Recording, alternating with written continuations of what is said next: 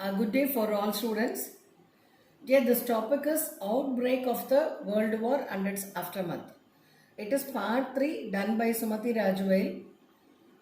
This already the part 2 topic had been posted in this channel, and it is based on Samachir education 10th syllabus. It is the first lesson in the history part, and the main topic is causes, cause and the result of the World War I. In the causes, that is in the World War oda cause வந்து we are discussing அந்த all the world countries, important countries எல்லாம் எப்படி ரெண்டு டீமாக divide ஆகி எந்தெந்த countries எந்த டீமில் பார்ட்டிசிபேட் பண்ணாங்க அப்படிங்கிறது தான் அந்த பார்ட் 2 வீடியோவில் already I had told you. அந்த பார்ட் 2 வீடியோ போய் பார்த்தீங்கன்னா உங்களுக்கு அதில் உள்ள டீட்டெயில்ஸ் தெரியும். அதில் இந்த ரெண்டு குரூப்பை எப்படி ஃபார்ம் ஆனதுங்கிறத அதில் நம்ம டிஸ்கஸ் பண்ணியிருக்கோம். That is triple entity and triple alliance. இந்த இதில் வந்து உங்களுக்கு அது பிக்சரைஸ் பண்ணியிருக்கு. அந்த ரெட்டில் இருக்கிறதும் ப்ளூவில் இருக்கிறதும் ரெண்டு ஆப்போசிட் டீம். அதில் என்னென்ன கண்ட்ரீஸ் இருக்குது அண்ட் ட்ரிபிள் அலையன்ஸில் என்ன கண்ட்ரீஸ் இருக்குது, அதோட பல்கன்ஸும் ஒட்டோமன் எம்பையரும் இதில் ஆட் ஆகிருக்கு. அவங்க ரெண்டு பேரும் இதில் எப்படி வராங்கன்றதையும் இந்த இதில் வந்து we can find it out and we will discuss that. It is based on the Samachir and the textbook. உங்களோட 10th புக்கில் டெக்ஸ்ட் புக்கில் பேஜ் நம்பர் 4 இந்த டாபிக் இருக்குது. That is violent forms of the nationalization. அந்த நேஷ்னலைசேஷனாவே we will know that என்னுடைய நாடுன்னு நினைக்கிறது தான் நேஷ்னலிசம். இது என்னுடைய நாடு அப்படின்ற அந்த உரிமையை தான் நேஷ்னலிசம் நம்ம சொல்கிறோம். பட் இந்த வார் நடந்த டைமுக்கு முன்னாடி எல்லாம் என்னுடைய நாடு அப்படின்ற அந்த உணர்வுகள் ரொம்ப அதிகமாக இருந்ததுன்னு சொல்ல முடியாது. பட் இந்த டைமில் தான் அந்த க்ரோத் ஆஃப் நேஷனலிசம் பீப்புள்கிட்ட ரொம்ப அதிகமாக வருது. ஸோ அவங்களோட ஆட்டிடியூட் என்னதுன்னா, my country right or wrong I support it. என்னுடைய கண்ட்ரியோட பாதை நல்லதோ கெட்டதோ I will support it. The love for the country from the behaviour of aiding the another country. That is நம்மளுடைய கண்ட்ரி நம்ம ரொம்ப விரும்பும் போதே இன்னொரு கண்ட்ரி மேலான வெறுப்பும் அதில் இருக்குது. ஸோ இதுதான் அந்த வயலண்ட் ஃபார்ம்ஸ் ஆஃப் நேஷனலைசேஷனில் அந்த பேராகிராஃபில் சொல்லக்கூடிய முக்கியமான பாயிண்ட்ஸு. அதுக்கு அடுத்த டாபிக் அதே page number text book page number 4ல் aggressive attitude of German emperor அப்படின்ற டாபிக் இருக்குது. அந்த டாப்பிக்கோட நோக்கம் என்னென்னா, because German was leading for this war. Because ஜெர்மனோட அந்த எம்பரர் வந்து it is Kaiser William II was very aggressive அப்படின்னா ரொம்ப ஒரு வேகமான ஒரு ஆள். he thought he should be the leader of the world. so he declared that Germany could be the leader. declared அப்படின்னா ஆதாரபூர்வம், தட் இஸ் உரிமையோடு declare பண்ணுறது, நான் தான் இந்த வேர்ல்டோட லீடர் அப்படின்றது டிக்ளேர் பண்ணுறது. இது வந்து kesari William, he was a emperor of Germany, அவருடைய strong thought. so he declared that. அப்படி டிக்ளேர் பண்ணும்போது he want to make the Germany navy to be expanded. அந்த நேவி அப்படிங்கும்போது இந்த இடத்துல when we are looking about the background matters, இப்போ Germany வந்து அவங்களுடைய நேவியை வந்து இன்னும் கொஞ்சம் ஸ்ட்ராங்காக பண்ணணும் அப்படின்னு நினைக்கிறதுக்கு இப்போ நினைக்கும்போது இந்த period is 1894. But 1805 when the Napoleon was ruling the French, அந்த டைமில் Napoleon good the war against, that is Napoleon was very powerful at that time, that is 1800. அந்த டைமில் England as made a war. இங்கிலாண்டுக்கும் நெப்போலியனுக்கும் war இருந்தப்போ 1805 Napoleon was defeated. Because அந்த டைமில் Napoleon was very powerful emperor of France. So 1805க்கு அப்புறமே England was considered to be the top in the sea, that is the naval. So அந்த இதுக்கு அப்புறமே அவங்க தான் லீடிங்காக இருக்குது. இந்த விஷயம் நடக்கும்போது இட் இஸ் 1894. இப்போது ஜெர்மனியோட இது என்னென்னா, அவனோட நேவி எக்ஸ்டெண்ட் பண்ணும்போதே பிரிட்டிஷ் என்ன நினைக்கிறாங்க, கண்டிப்பாக அவங்க ஜெர்மனி எக்ஸ்டெண்ட் பண்ணும்போது முதல் அட்டாக்கு பிரிட்டன் மேலே தான் இருக்கும் அப்படின்றது அவங்களுடைய தாட்டாக இருக்குது. அப்படி இருக்கும்போதே பிரிட்டன் அண்ட் ஜெர்மனி ரெண்டுமே பவர்ஃபுல் பவர்ஸ், ரெண்டு பவருக்குள்ளேயுமே ஒரு டென்ஷன் ஃபார்ம் ஆகுது. That is their aggressive attitude of German emperor. அது வந்து ஜெர்மனோடைய ரூலிங் பவரை இந்த பேராகிராஃபில் ஹைலைட் ஆகிருக்கு. And next is hostility of France towards Germany. இந்த ஹாஸ்டிலிட்டி அப்படின்ற வேர்டு என்னென்னா வெறுப்பு. ஃப்ரான்ஸுக்கும் இப்போ வெறுப்பு ஜெர்மன் மேலே வருது. ஆக்சுவலாக இந்த அடுத்தடுத்த ஸ்டைல்ஸில் உங்களுக்கு வந்து இந்த வேர்ல்டு மேப்பும் வச்சிருக்கு. அது if you are looking into the world map you can understand that. இது எல்லாமே இந்த யூரோப்பியன் கண்ட்ரீஸ் தான் இந்த வேர்ல்டு வாரே மெயினாக இருக்கும். அதில் ஒரு ஸ்டில் உங்களுக்கு யூரோப்பியன் கண்ட்ரீஸும் ஹைலைட் ஆகிருக்கும். வேர்ல்டில் இந்த யூரோப்பியன் கண்ட்ரிஸ் எந்த பகுதியில் இருக்குங்கிறதையும் காமிச்சிருக்கும். அதே மாதிரி ஃப்ரான்ஸ் ஜெர்மனி எங்கே இருக்குன்றதையும் காமிச்சிருக்கும். So you can be clearly you can understand that. இப்போ இந்த ஹாஸ்டிலிட்டி ஆஃப் ஃப்ரான்ஸ் டுவர்ட்ஸ் ஜெர்மனிங்கிறது நம்ம டெக்ஸ்ட் புக்கில் பேஜ் நம்பர் 4ல் இருக்குது. இப்போ ஃப்ரான்ஸும் ஜெர்மனிக்கும் ஆல்ரெடியே they are the old enemies. இந்த ஓல்டு எனிமீஸ்னால் முன்னாடி அந்த பகை இருக்கிறதுக்கான மெயின் காரணம் என்னன்னா, ஃப்ரான்ஸ் கிட்ட இருக்கக்கூடிய முக்கியமான mines, that is Alsace and Lorraine. இது ரெண்டுமே நல்ல ஒரு வருமானத்தை ஃப்ரான்ஸ்க்கு கொடுத்துட்டு இருந்த ஒரு மைன்ஸ் அப்படின்றது நம்ம வந்து நிறைய மினரல்ஸ்லாம் இருக்கக்கூடிய ஒரு பிளேஸு.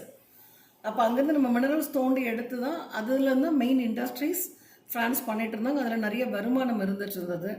அந்த டைமில் Germany has occupying that the Alsace and Lorraine. இது வந்து ஜெர்மன் மேலே ஃப்ரான்ஸுக்கு ஆல்ரெடி அந்த கோபம் இருக்கிறதுக்கான ஒரு ரீசனாக இருக்குது. அந்த ஃப்ரான்ஸ் இன்னொரு பாயிண்ட் வந்து ஃப்ரான்ஸ் வந்து மொராக்கோன்ற ஒரு கண்ட்ரி மேலே இட் இஸ் ஹேவிங், அது ஒரு சின்ன பிளேஸ். அதையும் உங்களுக்கு ஒரு இதில் பிக்சரைஸ் பண்ணிருக்கு. You can understand that. If you are looking into the world map you can find this Morocco. அதையுமே France is having a control. But ஃப்ரான்ஸுக்கு வந்து மொரோக்கோ மேலே இருக்க control Germany is not liking. Germany took the lead over the Morocco. லீடுன்னு அந்த Morocco கண்ட்ரியை control பண்ணுறது. So again it is created a negative feelings to the France. ஏன்னா because ஃப்ரான்ஸோட மைன்ஸ், அந்த மைன்ஸ் வந்து முக்கியமான மைன்ஸை ஆக்குபை பண்ணியாச்சு. That is Alsace and Lorraine was occupied previously. இப்போ மொரோக்கோவுமே ஜெர்மனி ஆக்குபை பண்ணியாச்சு. ஸோ இந்த ரெண்டு ரீசன்னாலுமே ஃப்ரான்ஸுக்கு மிகப்பெரிய ஒரு வருத்தம் ஜெர்மன் மேலே இருக்குது. இது it is one of the reason. இப்போ you can find it out the European countries. That is இந்த world map I had made it. இந்த வேர்ல்டு மேப்பில் பார்த்தீங்கன்னா north America, south America, Africa and Asia, Australia, all and Antarctica, all the continents is there. இதில் இந்த European countries எங்கே இருக்குங்கிறது இந்த yellow கலரில் இருக்கிறது யூரோப்பியன் கண்ட்ரிஸ். இந்த வேர்ல்டு வார் நடக்கிறதுக்கான மெயின் ப்ரெஷர் ஃபஸ்ட்டு அங்கேருந்து தான் ஸ்டார்ட் ஆகுது. Okay, are you clear with that? Yeah. And next slide it is the France and Germany. ஃப்ரான்ஸும் ஜெர்மனி பார்த்தீங்கன்னா it is a nearby country. அந்த ஃப்ரான்ஸும் ஜெர்மனி பக்கத்து, அதுக்கு மேலே இருக்கிறது நார்த் சீ பக்கத்தில் இருக்கிறது க்ரீன் கலரில் இருக்கிறது தான் Britain. So all the countries R nearby. இங்கே தான் உங்களுக்கு அந்த டென்ஷனாக ஸ்டார்ட் ஆகுது. அது மாதிரி ஆஃப்ரிக்கா ஒயிட் கலரில் இருக்கு இல்லைங்களா, அந்த எட்ஜில் தான். பிகாஸ் அந்த க்ரீன் கலர் ஃப்ரான்ஸுக்கு அடுத்து இருக்க green colour it is Spain. அதுக்கு கீழே இருக்க இடம் தான் ஆக்சுவலாக மொராக்கோவாக இருக்கும் அது. ஸோ அங்கே தான் அந்த pressures starting and war is happening there. அதுக்கு அடுத்த topic it is imperial power politics in the Balkans. இது வந்து உங்கள் டெக்ஸ்ட் புக்கில் பேஜ் நம்பர் 5ல் இருக்குது. இந்த பேராகிராஃபில் what we are discussing, that is இப்போது here the Turkey is entering into that. Turkey is also a powerful country. It is ruled by the Ottoman. Here Turkey வந்து it is giving a chance for the Austria and Russia to develop to decide the activities in the Balkans. இந்த பல்கன்ஸோட explanation அடுத்த ஸ்லைட்ஸில் உங்களுக்கு explain பண்ணியிருக்கேன். So அதில் you can be clear.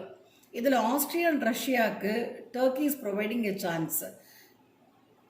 அதுக்கு Austria and Russia has been agreed. அவங்களோட condition என்னென்னா, Austria can annex the Bosnia and Herzegovina. இது ரெண்டுமே பல்கன் கண்ட்ரீஸ். பல்கன் கண்ட்ரீஸ்னு என்னது, அதுக்கு ஏன் அந்த பல்கன் கண்ட்ரீஸ்ன்ற பேருங்கிறதையும் அடுத்த ஸ்லைட்ஸில் உங்களுக்கு எக்ஸ்பிளைன் பண்ணியிருக்கு. You can understand that. இந்த போஸ்னியா அண்ட் ஹெர்சிகோவினியாங்கிறதும் ஆஸ்திரியா வந்து அதை அனெக்ஸ் பண்ணிக்கலாம். அனெக்ஸ்னா அந்த கண்ட்ரியோட சேர்த்துக்கலாம் அப்படின்றது அதோட மீனிங். அதே மாதிரி ரஷ்யாவுக்கு என்ன அதில் இருக்கக்கூடிய ஒரு பலன் என்னன்னா, ரஷ்யா அதோட வார்ஷிப்ஸை டார்டாண்டினஸ் அப்படின்றது it is important port which is near the sea. It can take Russia அந்த அவனோட வார்ஷிப்ஸ் எல்லாம் இந்த கண்ட்ரிஸ் மூலிமா எடுத்துகிட்டு போகிறதுக்கு அவங்களுக்கு full permission and full freedom இருக்கும். இதுதான் அவங்களுடைய அண்டர்ஸ்டாண்டிங். ஸோ இது வந்து Turkey has decided to make a better hold on Austria and Russia. But in the situation, Serbia was opposing. Because in the map, you can understand that France, Germany கீழே இருக்குது Austria and Hungary. And the Austria and Hungary கீழே பார்த்தீங்கன்னா Serbia இருக்கும். It is in green color. So this is France, Germany, it is Austria and Hungary. So the Germany, Austria and Hungary, it is taking part in one side, France, Britain in another side, and Russia in, that is Britain, France and Russia in one team, Germany, Austria, Hungary, it is in another team, and here the Serbia is there. So what we are discussing there, that Austria and Russia would agreement, Austria and Russia was taking and lead there to occupy, to make an agreement to come to the Dardanelles. Here Serbia was opposing to that. Serbia opposed பண்ணும்போது German is giving a firm support to Austria. Firm support, making that they promised Austria has to make the war against Serbia. And Serbia was supported by Russia. So the enmity between the Austria and Serbia, so Austria and Serbia ku enmity form agudhu. It took to the lead to the outbreak of the war in 1914. So here I had made you the Balkan wars. It is in textbook 5. In the paragraph la உங்களுக்கு ரெண்டு war நடந்திருக்கும். That is the first Balkan war, second Balkan war. First Balkan War 1912 to 1930. Second Balkan War, it is in 1913, which made to 8 or 9 months. இதில் கிட்டத்தட்ட 12 countries இருக்கு. இந்த 12 countries it is Balkan countries. That is Greece, Bulgaria, Romania, Albania, Bosnia, Herzegovina, Croatia, Macedonia, Slovenia, Kosovo, Montenegro and Serbia. இது எல்லாமே பல்கன் கண்ட்ரீஸ்ன்னு நம்ம சொல்கிறோம். இந்த பல்கன் countries அப்படின்னு நம்ம சொல்கிறதுக்கான reason here, because one thing, this are the Balkan countries and you can see there clearly, that is Greece, Bulgaria, Romania, Hungary, Austria and Slovenia and Bosnia, Herzegovina, Albania, Macedonia, Montenegro. This everything, it is the Balkan countries. இது ஏன் நம்ம பல்கன் கண்ட்ரீஸ்ன்னு சொல்கிறோம்னா, here it is a Balkan, it is all the, it is a small part, but here it is so many countries is there. So it is lying very nearby to the Balkans. See here, the most of the Balkan countries are under the control of the Ottoman rule. Ottoman rule அப்படின்றது எங்கே இருக்குது அப்படின்னா, இந்த டர்க்கியில், this pink part is Turkey and this is also Turkey. இது Turkey was very powerful in this time. Up to 600 years they are ruling. And the Balkans, that is it is a cluster of nations. Cluster of nationsனா கூட்டம், cluster அப்படின்னாவே கூட்டம். And the cluster of nations in Eastern Europe between Austria, Hungarian and Ottoman powers. Because it is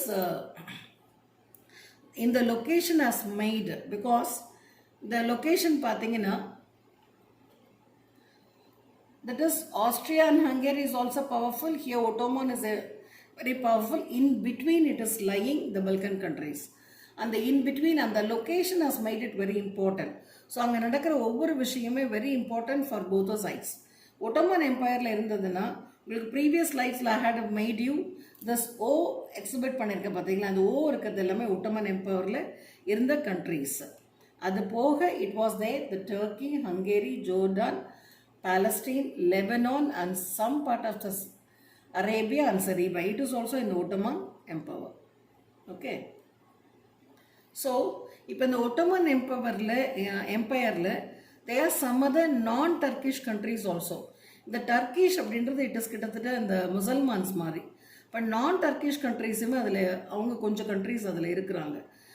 So, the Turkish people, what they are doing, they are making the atrocities அடவாடித்தனம் சொல்லுவோம் இல்லையா, தேவையில்லாத வேலைகள்லாம் செய்கிறது. Say that the things they are doing with the non-Turkish countries, they want to irritate them.